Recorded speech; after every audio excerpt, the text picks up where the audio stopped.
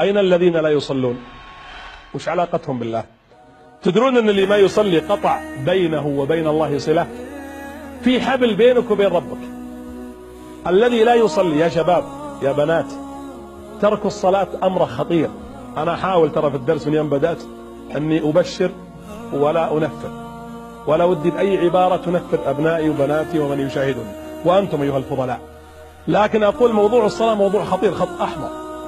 يعني الذي لا يصلي باختصار، الصلاة عمود الإسلام.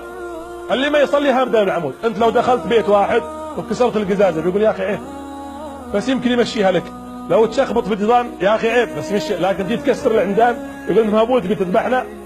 الذي يترك الصلاة كالذي يهدم بيته ويهدم هذا البيت وليس له قيمة.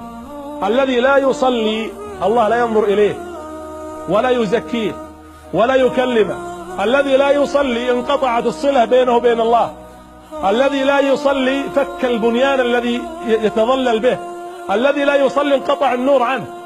يقول ابن القيم منذ أن تقول الله أكبر ينصب الله وجهه تلقاء وجه عبده المصلي. وترى النور اللي ترونه في وجوه الناس بعض المؤمنين الصالحين بسبب نور الله في الذين هم يصلون. الذي لا يصلي انقطع القرب من الله.